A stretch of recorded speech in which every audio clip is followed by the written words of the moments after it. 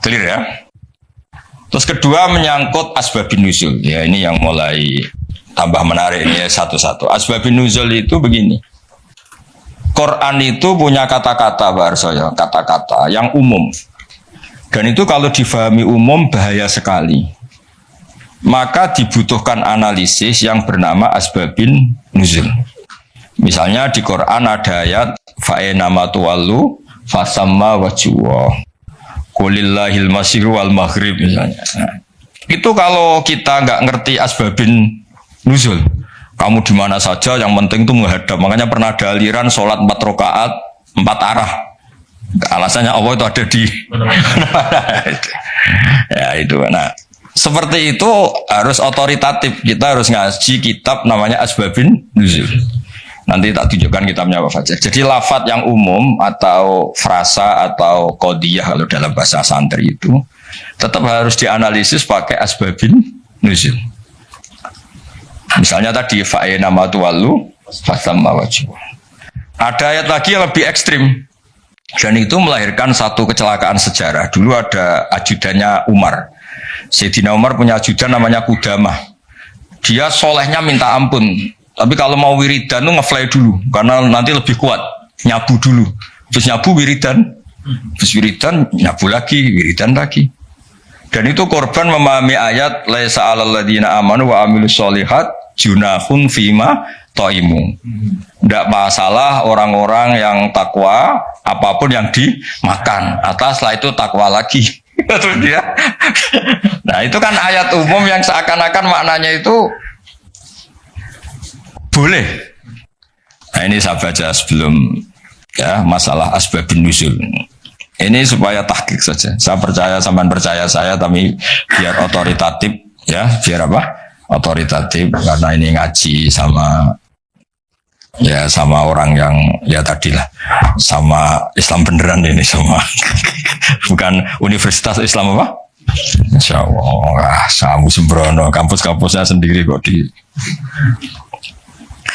istilahnya ikutnya partai itu asbabun nuzul apa? Asbabun nuzul itu masih awal di sini masih awal. Di sini ikutnya nanti tak tunjukkan Pak Fajar. Saya beri contoh ini tak baca dulu ya. Bismillahirrahmanirrahim. Sponsornya begini.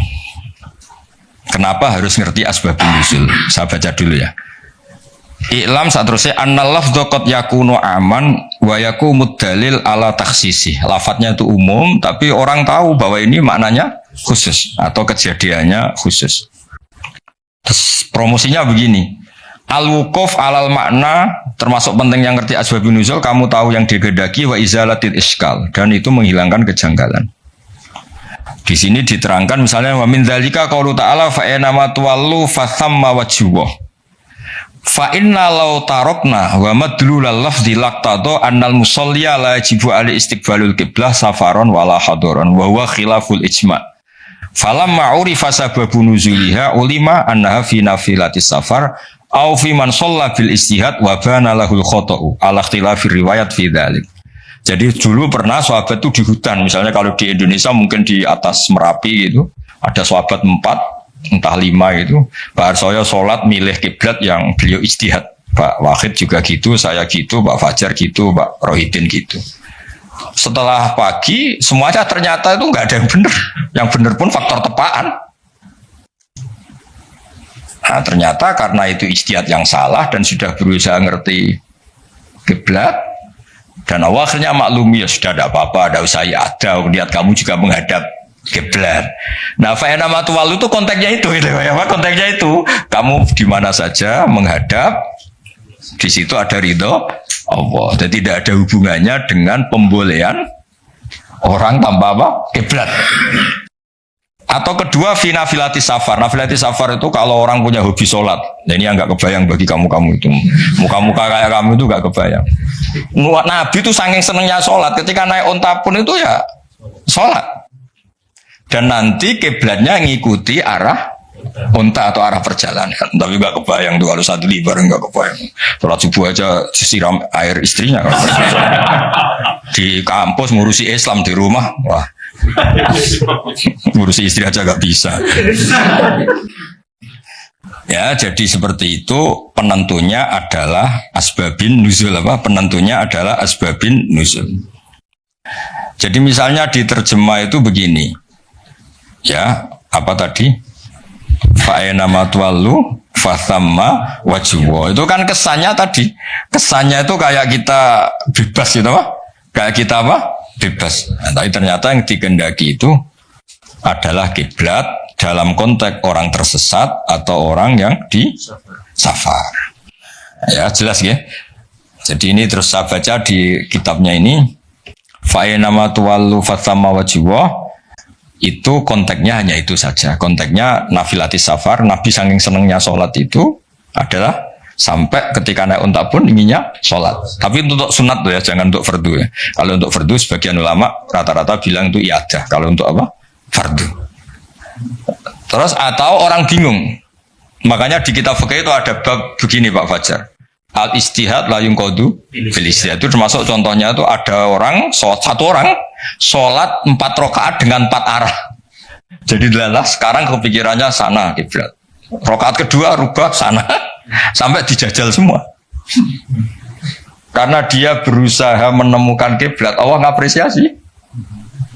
Sholatnya itu dianggap sah. Karena dia sudah berusaha mencari kiblat. Nah, ayat-ayat seperti itu konteksnya adalah masalah asbabin nuzul, bukan punya makna umum yang terus orang bebas tanpa apa? Kiblat ya, yang bukan berarti orang terus bebas tanpa apa? Kiblat. Ya, clear ya? Biar sampean ngerti. Nah, begitu juga seterusnya ada ayat Barsoya inna sofal marwata min sya'airillah. Itu kan terusannya itu agak ekstrim. Kamu yakin nggak sa'i di sofa marwah itu wajib apa sunat? Wajib kan? Bahkan rukun.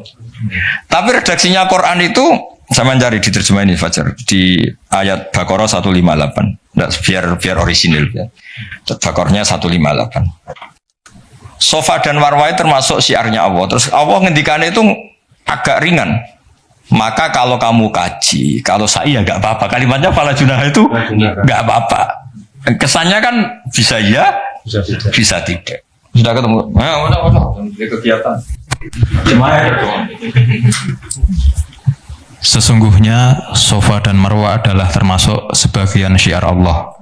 Maka barang siapa yang berhaji atau umroh, tidak ada salah baginya untuk bersa'i di antara keduanya. Tidak bersalah kan? Padahal hukumnya sa'i itu sekedar tidak bersalah apa harus?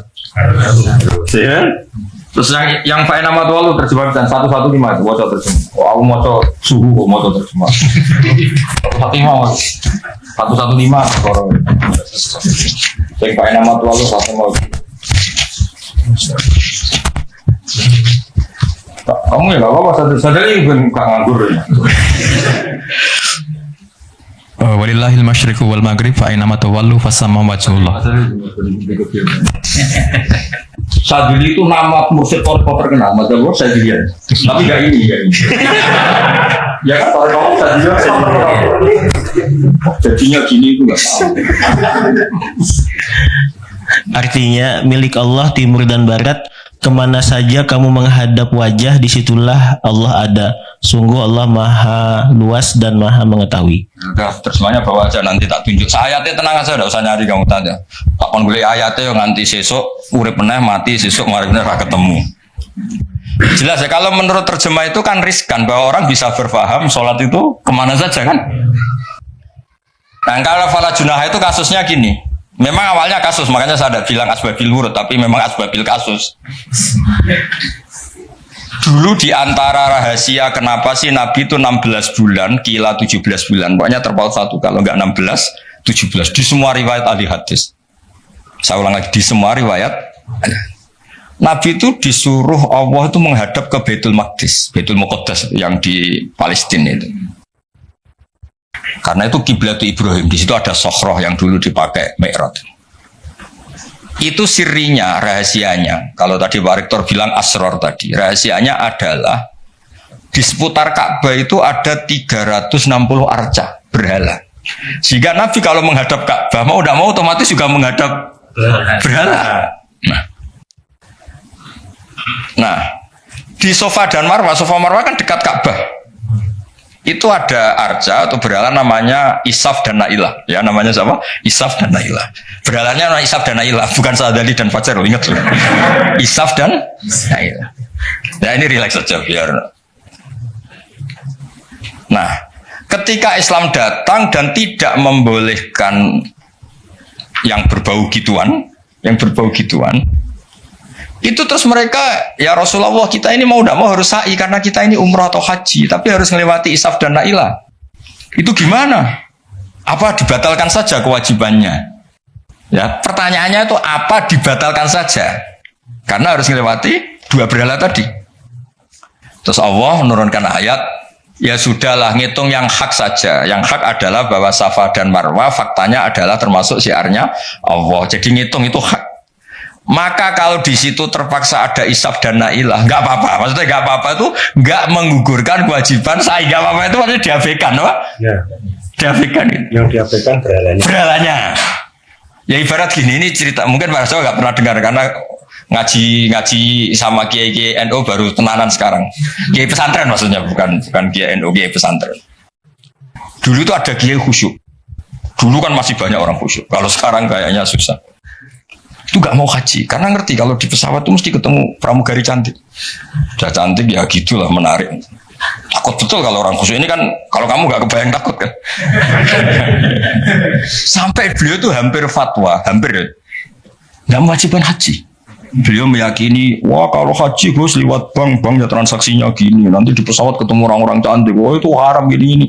Oh, gaji-gajinan orang Jawa itu gak merasa gaji-gajinan gitu. Karena dianggap itu manek, penghalang status wajib atau penghalang hukum wajib. Makanya ketemu banyak kiai, terus diingatkan, termasuk pakai takbir ini, inna sofal marwata min syairillah. Jadi dulu itu pernah ada haram itu diabaikan tadi, demi kebaikan haram itu ya diabaikan. Artinya meskipun di pesawat ada pramugari, kalau mau haji ya haji aja. Yang nggak boleh yang godanya itu, kalau hajinya ya dong ya. Jangan kok terus boleh kamu minta nomornya, itu enggak, maksudnya itu ya haji aja.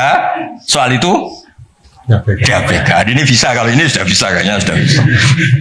Tapi kalau yang nggak bisa ini apa itu? Sana. Clear ya? Clear ya? Jadi yang taat ya tetap taat, kali itu ya diabaikan. Artinya gini, andaikan saya jadi kiai menangi seperti itu kan bilang, kalau mau umroh saja. Tapi itu Gus harus ketemu perempuan-perempuan cantik gini. Ya itu diabaikan saja, tidak ganggu kewajibannya. Nah sama, ya kira-kira gitu. Jadi fala junaha itu tidak apa-apa, sudahlah tetap sa'i saja, abaikan yang tadi. Jangan terus itu mengubah kewajiban. Kalau itu pakai gitu ya ada orang kuliah. Anak perempuan mau kuliah di UI, tahu jurusannya Pak Fajar, Pak Sadali. Kayaknya masih riskan gitu. Wah, gak ada orang nuntut ilmu kan? Terus Pak Sadali juga gak mau ngajar di mahasiswi. Karena gak mau ngajar, wah riskan. Soalnya pas-pasan saja.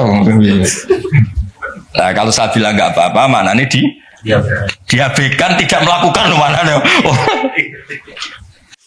Ya clear ya, itu penemunya atau penentunya juga mengenali asbabin nusul. Saya baca ya. Wa min dalika qaulu ta'ala inna sofal marwata min sya'airillah fa inna dhahira lafdhiya la yaqtadi anna sa'ya fardun. Ya, kalau melihat secara lafaz kan sa'i itu berarti tidak fardu kan, Allah hanya bilang tidak apa-apa. Nah, terus walhasil waqatraddat Aisyatu ala Urwah fi fahmi dzalik bisa babi nuzuliya wa huwa anna sahabata ta'assamu dari kata asima ya, asima itu dosa ya, ikut wazan tafa'ala jadi ta'assama apa? Ta'assama itu merasa dosa ya, anna sahabata ta'assamu binasai bainahuma li'annahu min amalil jahiliyah, karena pernah ada tadi Isaf dan Nailah. Foto sih tak tuduh bener kesuwen anak sahabat atas. Ya nanti nagih Pak siapa? Fajar sama Pak Sadili sama Pak Nanang.